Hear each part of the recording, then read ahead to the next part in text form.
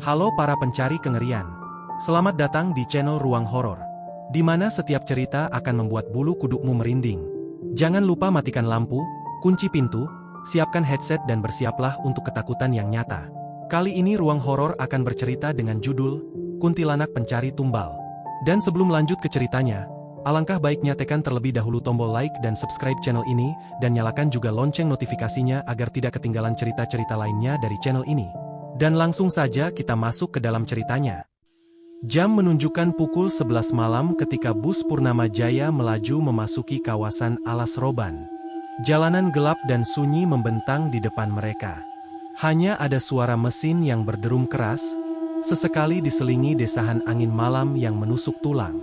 Wawan, sang sopir bus, menggenggam erat setir. Matanya fokus menatap jalan, sementara Hendra, keneknya, duduk di sebelah sambil merokok. Mereka berdua sudah terbiasa melewati jalur ini, tapi tidak pernah benar-benar nyaman. "Wan, ini malam Jumat Kliwon, ya?" tanya Hendra sambil meniupkan asap rokok keluar jendela. Wawan mengangguk singkat. "Jangan bahas yang aneh-aneh, Hendra. Fokus aja bantu lihat jalan." Hendra hanya tertawa kecil. Namun, jauh di dalam hati, ia tahu jalur ini memang bukan jalur biasa. Alas Roban menyimpan cerita mistis yang tak pernah habis.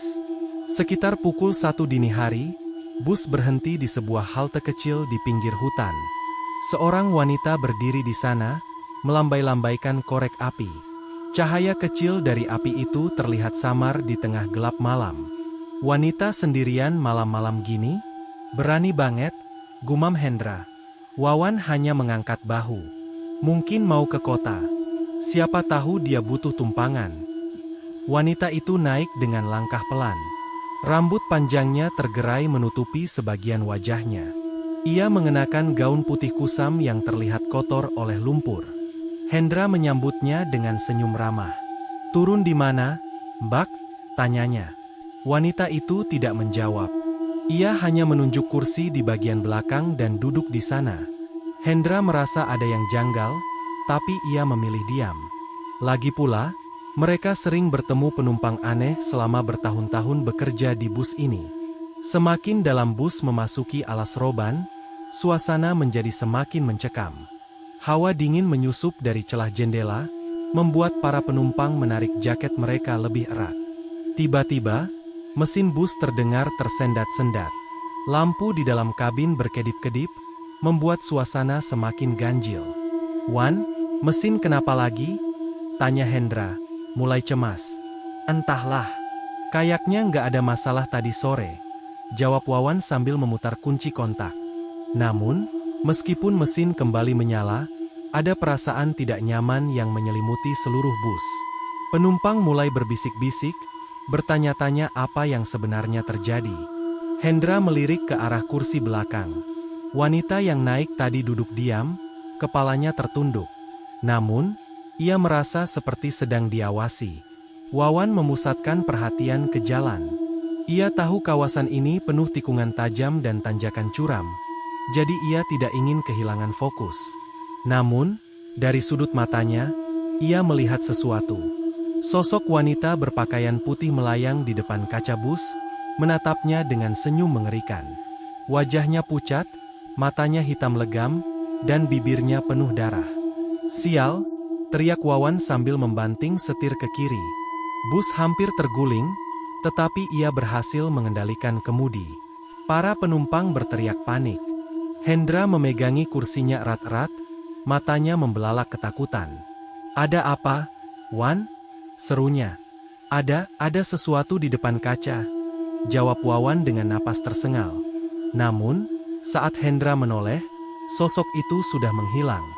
Hendra memutuskan untuk mengecek penumpang di bagian belakang. Ketika ia sampai, ia melihat kursi yang tadi diduduki wanita misterius itu kosong. "Loh, Mbak tadi kemana?" tanyanya sambil celingukan.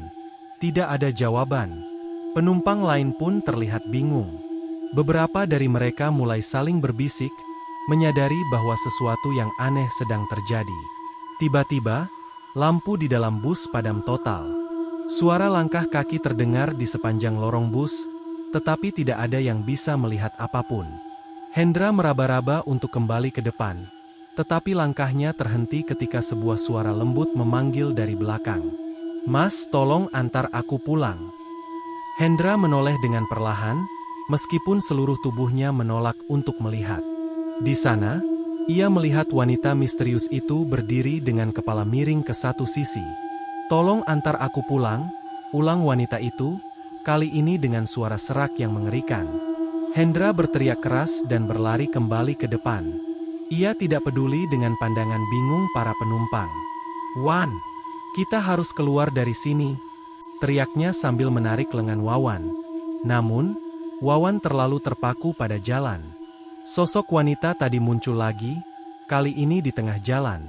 Wawan tidak bisa menghindar, dan bus melaju tepat ke arahnya. Namun, alih-alih terdengar bunyi tabrakan, tubuh wanita itu menembus kaca depan bus. Suara tawa menyeramkan menggema di seluruh kabin. Bus akhirnya berhenti di sebuah area terbuka. Penumpang berhamburan keluar dengan panik, meninggalkan barang bawaan mereka. Wawan dan Hendra juga keluar, meskipun mereka tidak tahu harus kemana. Namun, wanita itu muncul lagi. Kali ini, ia melayang di udara, rambutnya berkibar liar, dan matanya menatap tajam ke arah mereka. "Kalian tidak bisa lari," katanya dingin. Wawan gemetar. "Apa yang kau mau?" Wanita itu tertawa. "Aku butuh tumbal. Dan kalian sudah melewati wilayahku tanpa izin." Hendra mencoba melawan rasa takutnya. "Tapi kami hanya melewati jalan ini. Kami tidak bermaksud mengganggu. Semua yang masuk ke wilayahku harus membayar. Kalian tidak terkecuali." Wanita itu mulai mendekat. Wawan dan Hendra merasa tubuh mereka membeku, tidak mampu bergerak. Namun, tiba-tiba, seorang lelaki tua muncul dari balik pohon. Ia membawa seikat dedaunan dan sebuah kendi kecil. "Pergi dari sini.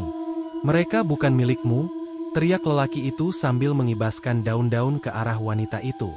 Wanita itu menjerit marah sebelum menghilang dalam kabut. Lelaki tua itu mendekati Wawan dan Hendra yang masih terpaku. "Kalian beruntung. Kalau aku tidak lewat, kalian pasti sudah jadi tumbalnya." "Pak, siapa sebenarnya dia?" tanya Hendra, gemetar.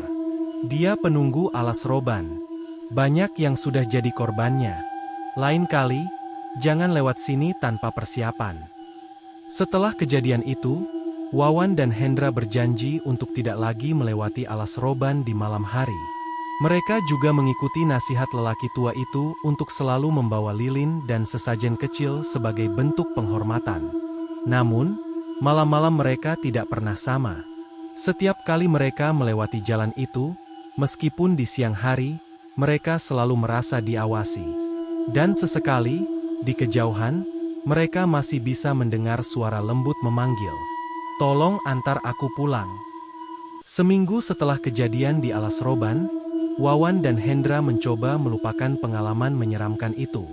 Namun, bayangan wanita misterius tersebut terus menghantui mereka. Suatu malam, saat Wawan sedang beristirahat di rumahnya, ia mendengar ketukan pelan di pintu depan. "Toh, toh, toh." Dengan rasa was-was, ia membuka pintu. Tidak ada siapapun di sana. Hanya angin malam yang dingin menyapu wajahnya. Namun, ketika ia menoleh ke bawah, ada seikat daun kering dan lilin kecil yang sudah padam. Wawan merasa dadanya sesak. Itu adalah tanda yang sama yang diberikan oleh lelaki tua di alas roban. Dia kembali, gumamnya, tubuhnya gemetar. Sementara itu, di tempat lain, Hendra mengalami mimpi buruk setiap malam. Dalam mimpinya, ia berada di dalam bus yang melaju di tengah kegelapan. Semua kursi kosong kecuali satu, kursi yang diduduki wanita berbaju putih itu. Wanita itu terus menoleh ke arahnya, senyum mengerikan di wajahnya, dan berkata dengan suara yang menggema, "Kalian belum membayarnya." Mereka berdua sepakat untuk kembali ke alas roban. Kali ini, bukan untuk melewati jalur itu, tetapi untuk menyelesaikan apa yang belum selesai. Mereka mendatangi lelaki tua yang pernah menolong mereka. "Pak, apa yang harus kami lakukan?" Dia terus menghantui kami, tanya Wawan, matanya merah karena kurang tidur. Lelaki tua itu mengangguk pelan.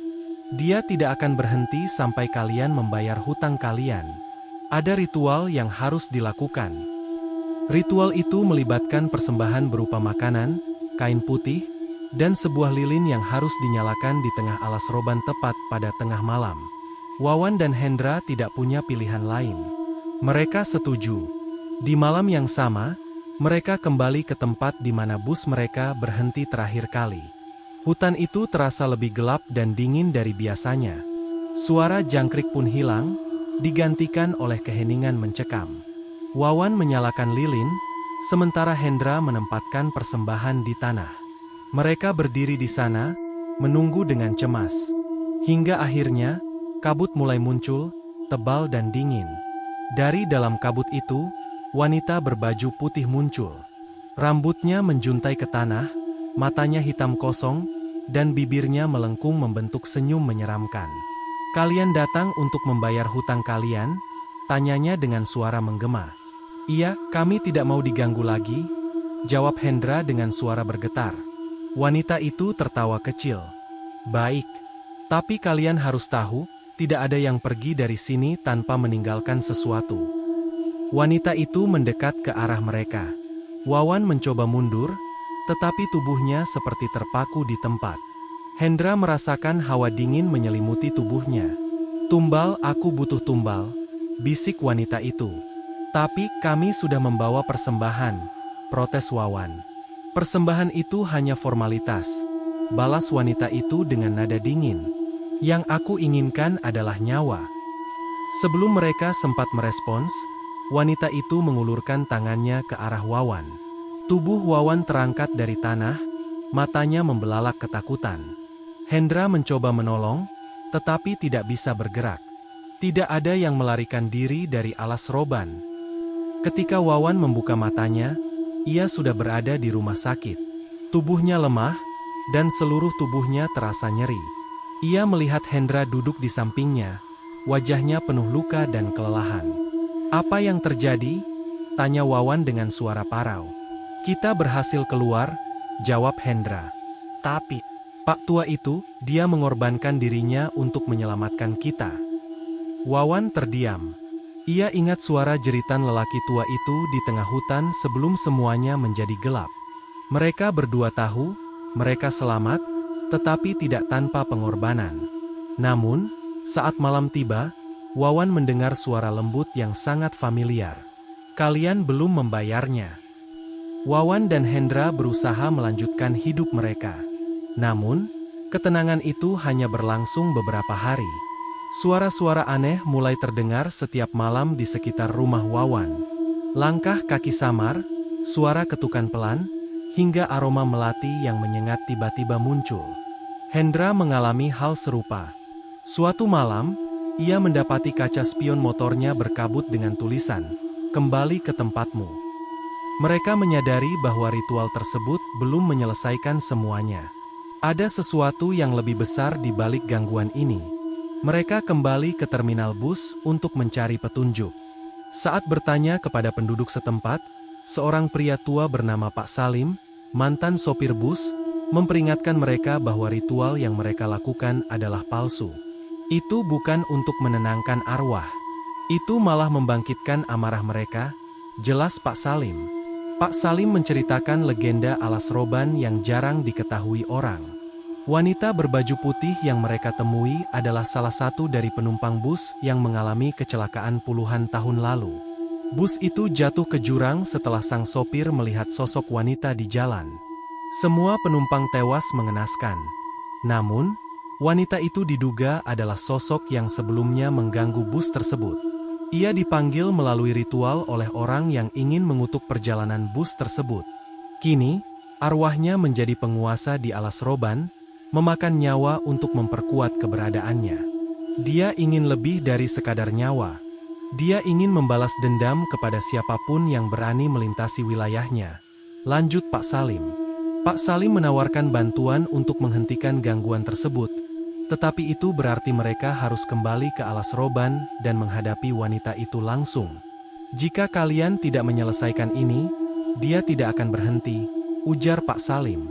Malam itu, Wawan, Hendra, dan Pak Salim berangkat menuju alas roban.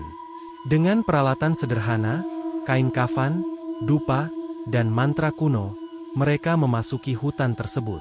Hutan tampak lebih gelap dari biasanya. Suara angin yang menusuk dan bayangan yang bergerak di antara pepohonan membuat suasana semakin mencekam.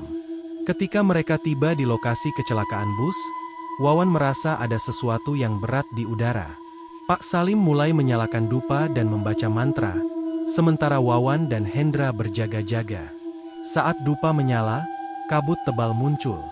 Dari dalam kabut, wanita berbaju putih itu muncul lagi, kali ini dengan wajah yang lebih mengerikan. Kulitnya penuh luka bakar, dan matanya bersinar merah. "Kalian berani kembali?" Suaranya menggema, penuh amarah. "Kami datang untuk mengembalikan kedamaianmu," jawab Pak Salim tegas. Wanita itu tertawa, tetapi tawa itu berubah menjadi jeritan memekakkan telinga. Angin kencang berhembus, memadamkan dupa dan membuat pepohonan di sekitar mereka berderak. "Kedamaian? Aku tidak butuh kedamaian. Aku butuh mereka merasakan apa yang aku rasakan." Wanita itu melayang ke arah Wawan dan Hendra. Pak Salim dengan cepat melempar kain kafan yang telah diberkati ke arahnya. Kain itu melilit tubuh wanita tersebut, membuatnya menjerit kesakitan.